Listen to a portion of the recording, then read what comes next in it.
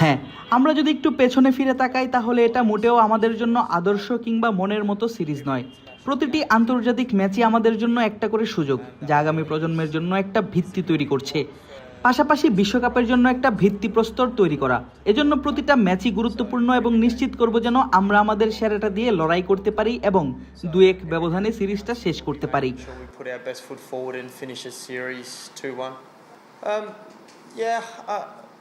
দেখুন, আপনি যখন বাইরে গিয়ে অনুশীলন করার সুযোগ পাবেন না তখন সবসময়ই হতাশ হবেন, তবে এটা খেলারই অংশ। আপনাকে এটা নিশ্চিত করতে হবে যেন আপনি আগামীকালকের ম্যাচের জন্য পুরোপুরি মনোযোগী থাকেন এবং মাঠের জন্য প্রস্তুত হয়ে আসেন। কয়েকদিন ধরে আবহাওয়াটা এমন, আগামীকালকের ম্যাচেও যদি বৃষ্টি হয় তাতে অবাক হওয়ার কিছু থাকবে না।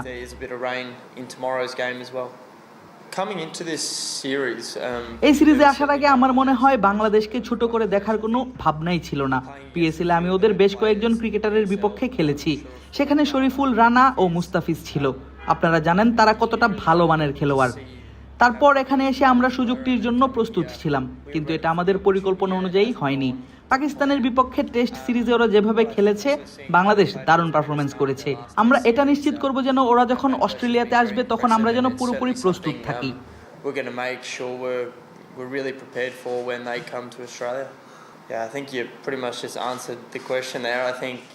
আমার মনে হয় আপনি নিজেই প্রশ্নের উত্তরটা দিয়ে দিয়েছেন।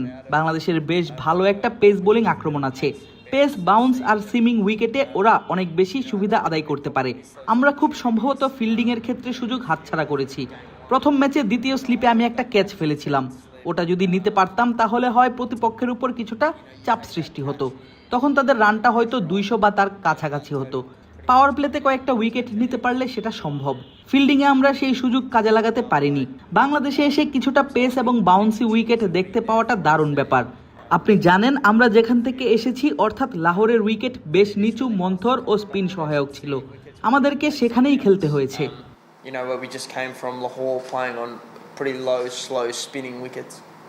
ফাইভ প্লাস স্টার রেটিং প্রাপ্ত দেশের সর্বোচ্চ বিদ্যুৎ সাশ্রয়ী ওয়ালটন এসি। স্মার্ট কমফোর্ট এখন নেক্সট লেভেলে। হ্যাঁ, লাহোরে আমরা যে ধরনের উইকেটে খেলেছিলাম সেটার তুলনায় ওখানকার আর এখানকার উইকেট সম্পূর্ণ আলাদা।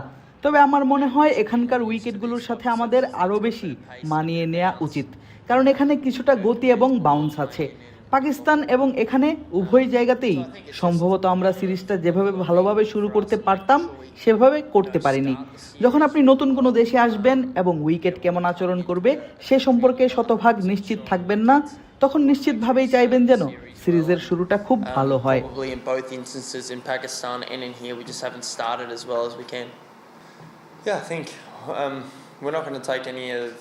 হ্যাঁ, আমার মনে হয় আমরা ওদের কোনো বোলারকেই হালকাভাবে নিচ্ছি না, তাই আমরা যেন খুব ভালোভাবে প্রস্তুতি নিতে পারি সেটি নিশ্চিত করব। আমাদের জন্য এটি একটি দারুণ সুযোগ। অস্ট্রেলিয়ার মাটিতে বাংলাদেশের বিপক্ষে আসন্ন টেস্ট সিরিজে যে ছেলেরা খেলবে তাদের জন্য এই বোলারদের সামনাসামনি দেখা এবং তারা কিভাবে বল করে সে অনুযায়ী কিছু পরিকল্পনা ও কৌশল তৈরি করার জন্য এটি ভালো সুযোগ। তাই আমি মনে করি এটি আমাদের জন্য ইতিবাচক। সব কিছুরই একটা ভালো দিক থাকে। হ্যাঁ, আমরা সিরিজ হেরেছি এবং আমাদের সেরা ক্রিকেটটা খেলতে পারিনি, তবে এই সফর থেকে আমাদের কিছু ছোট ছোট ইতিবাচক বিষয় নেয়ার আছে।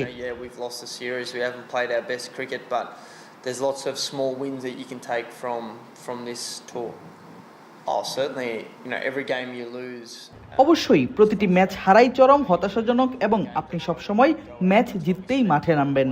সেজন্যই আমরা মাঠে যাই, সেজন্যই ঘরবাড়ি ছেড়ে দূরে সময় কাটাই, যেন মাঠে এসে নিজেদের পছন্দের খেলাটা খেলতে পারি।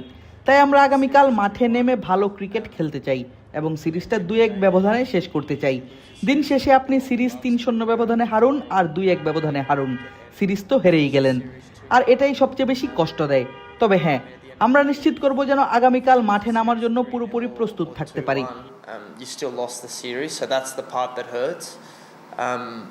But yeah, we're going to make sure we come ready to go tomorrow. Yeah, me on a personal note, I've been ব্যক্তিগতভাবে বলতে গেলে হ্যাঁ, আমার রানে কিছুটা ঘাটতি ছিল। ঘরের মাঠের গ্রীষ্মকালীন সিরিজে ওয়ানডে দল থেকে আমি বাদ পড়েছিলাম। এরপর ঘরোয়া ক্রিকেটে কিছু ভালো পারফর্ম করে আবারও দলে জায়গা করে নেই এবং পাকিস্তানও এখানে খেলার সুযোগ পাই, কিন্তু সবকিছু ঠিকঠাক ব্যাটে বলে মিলছিল না।